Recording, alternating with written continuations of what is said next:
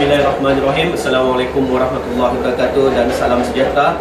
Okey, jadi saya Encik Muhammad Syahri bin Siddiq ataupun CEE daripada Program Sijil Teknologi Baik oleh Badan Keadaan Institut Kenalan Mara Kuching ingin memperkenalkan dan mempelajari bersama-sama berkenaan dengan proses menyembur cat yang diajar dalam bidang kami lah.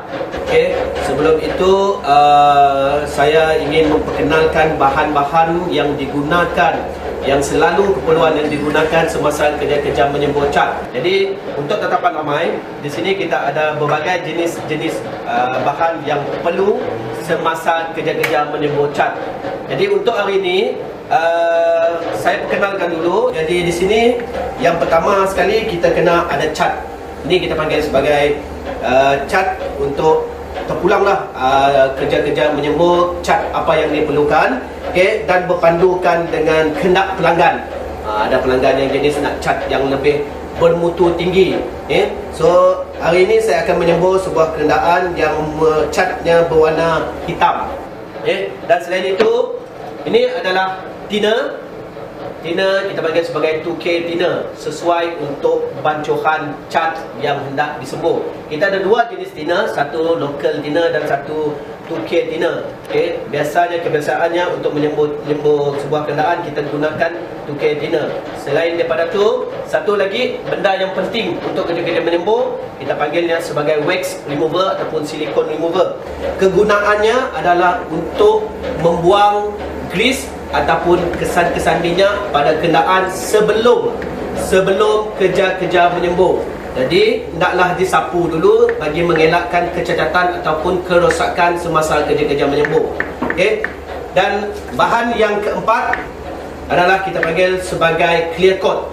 Tugasnya adalah untuk menyembur lapisan jernih untuk menampakkan kekilatan pada badan kenderaan.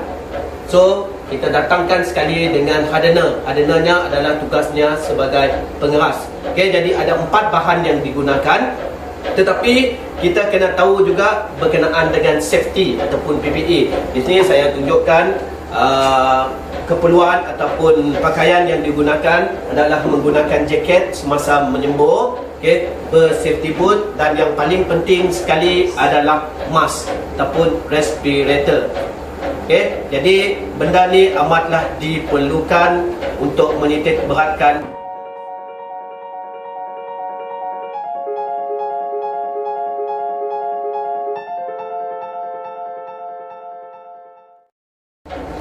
Jadi yang terakhir, semestinya spray gun.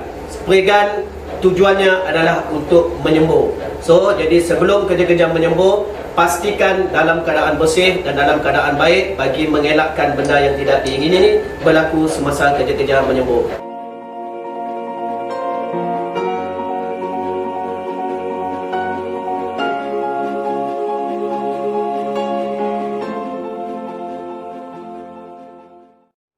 Okey, jadi untuk langkah seterusnya adalah membancuh cat sebelum kerja-kerja menyembur. Jadi saya ada tambahan, kita kena sediakan tempat ataupun bekas membancuh cat. Yang pertama, yang kedua kita kena ada steel ruler untuk mengacau cat, dan yang terakhir adalah penapis cat. Okey. Okay, jadi di sini saya akan terangkan cara-cara bancuhan cat.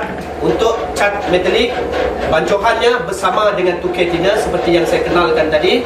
Okay, dan nisbah untuk bancuhan cat bersama-sama dengan thinner adalah 1:1. Maknanya 1 liter cat, 1 liter thinner.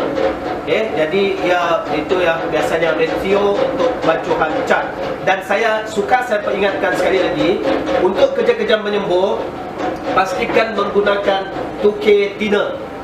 Sebab 2K thinner adalah jenis chemical yang paling terbaik sekali untuk kerja-kerja membancuh cat. So, berbalik kepada steel ruler. Untuk steel ruler amat mudah kerja-kerja membancuh sebab dia diterapkan di sini dengan nilai-nilai kuantiti yang boleh dikatakan mudah untuk membancuh. Jadi untuk hari ini saya akan membancuh 1 liter cat jadi 1 liter thinner. Jika dicampur dia akan menjadi 2 liter. Jadi di sini saya akan dibantu oleh pelajar saya untuk menerangkan cara-cara membancuh. So, masukkan cat ke dalam bekas bancuhan cat mengikut sukatan pada steel ruler. Okey, Daniel, untuk base coat kita masukkannya sebanyak 3.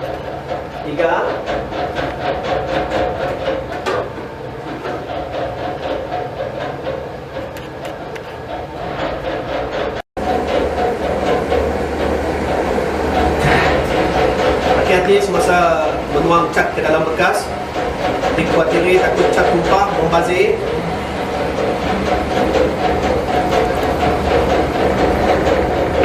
Okey, selesai. 3, tuang je.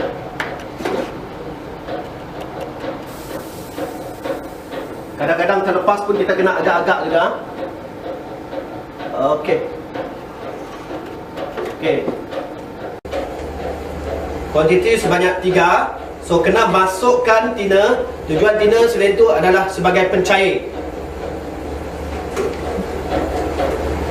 Okey, tuangkan thinner ke dalam bekas. 3 C. Langkah keselamatan semasa menuang hendaklah hati-hati.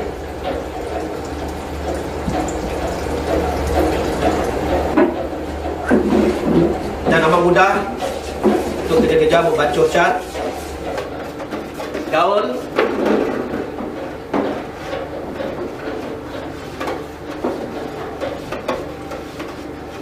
Dan pastikan kepekatan cat tidak terlalu pekat dan tidak terlalu cair.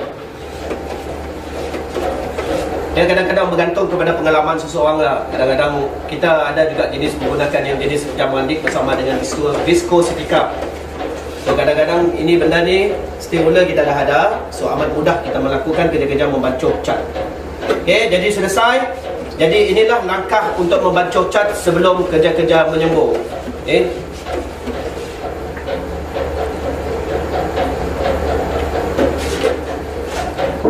Selesai membancuh, bolehlah kita tuangkan ke dalam spray gun untuk langkah seterusnya kerja-kerja menyembur. Pastikan ditapis dulu kerana dikuatiri takut ada habuk-habuk yang terkandung di dalam bekas pembancuh cat.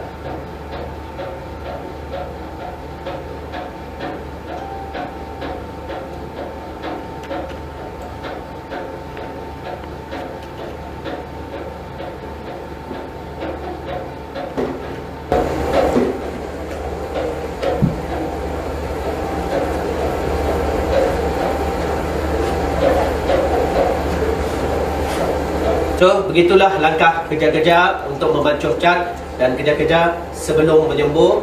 Dan dimasukkan yang terakhir sekali, masukkan cat ke dalam spray gun yang hendak digunakan.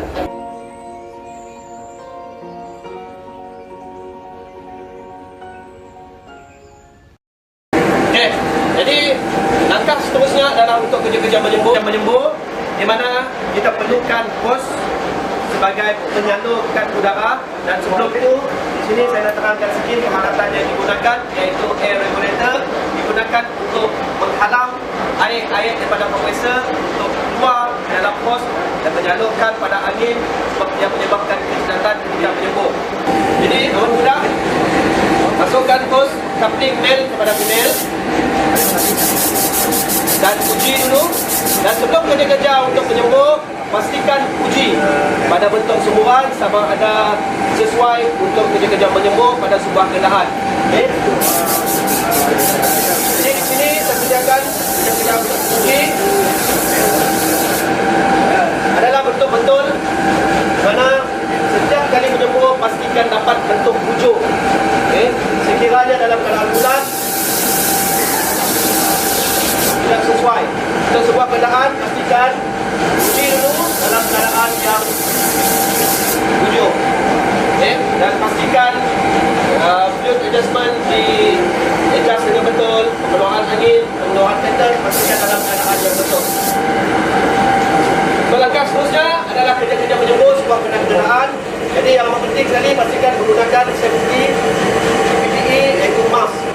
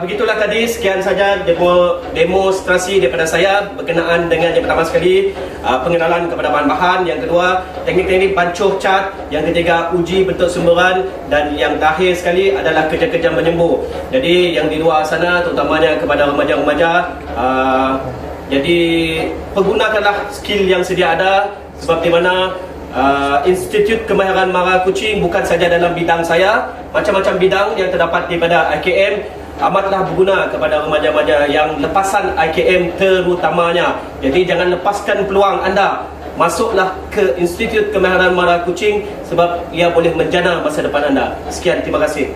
Peace yo.